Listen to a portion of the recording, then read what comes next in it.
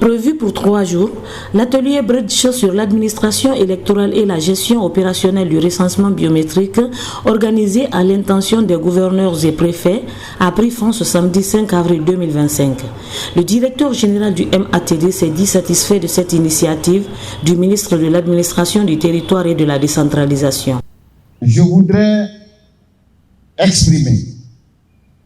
toute ma gratitude et reconnaissance à Monsieur le ministre de l'Administration du Territoire et de la Décentralisation,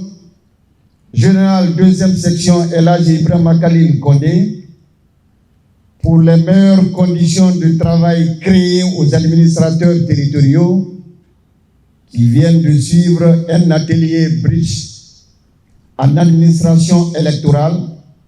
et en gestion opérationnelle du recensement biométrique, animé par un brillant expert électoral burkinabé, appuyé et renforcé par la Direction nationale des affaires politiques et administration électorale du ministère de l'Administration du Territoire et de la Décentralisation.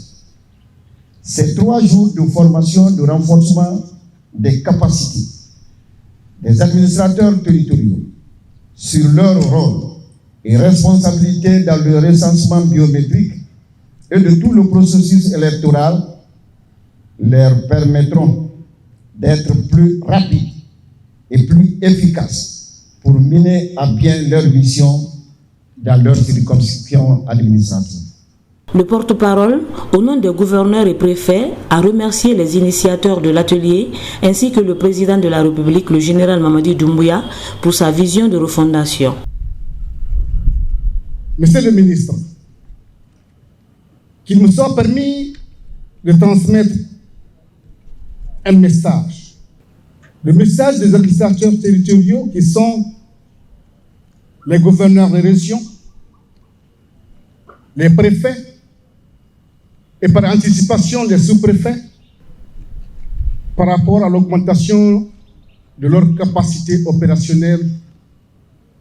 dans leur fonctionnement. Monsieur le ministre, monsieur le membre du gouvernement, je voudrais tout d'abord accepter le message de remerciement de l'ensemble des administrateurs territoriaux à l'endroit d'un homme, l'homme du 5 septembre 2021, qui, dans sa vision de refondation et de rectification institutionnelle, s'est inscrit dans la logique de l'augmentation de capacités professionnelles, mais aussi dans l'augmentation de capacités opérationnelles des services déconcentrés. L'officier n'a pas caché sa joie et a promis d'être à la hauteur des attentes placées en eux. Mes sentiments sont vraiment très bons ce soir,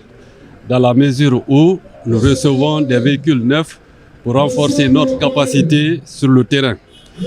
Quand vous prenez Mandiana, c'est une zone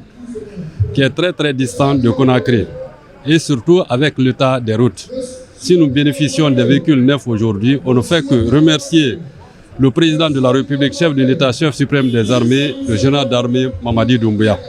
à tout son gouvernement et plus précisément le ministre de l'Administration du Territoire et de la Décentralisation qui a initié ces actions. Donc,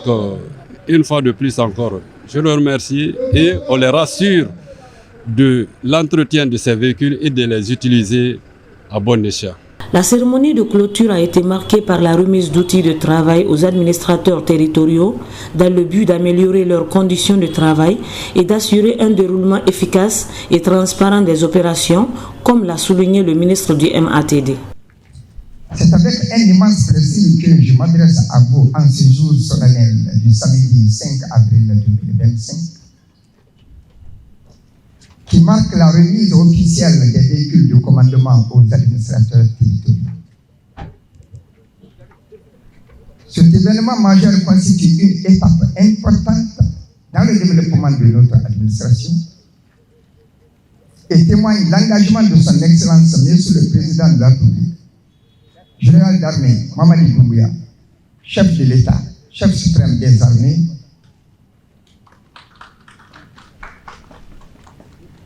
à améliorer les conditions de travail des administrateurs territoriaux à la faveur des meilleurs accomplissements des missions qui leur sont dévolues.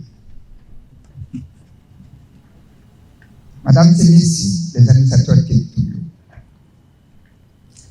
ces véhicules sont un outil précieux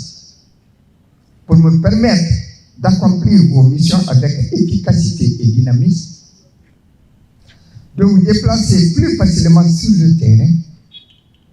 de mieux comprendre les réalités locales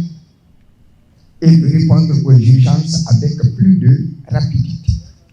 À noter que la cérémonie s'est achevée par la remise des clés aux 3 gouverneurs, suivie d'une photo de famille pour immortaliser cette journée.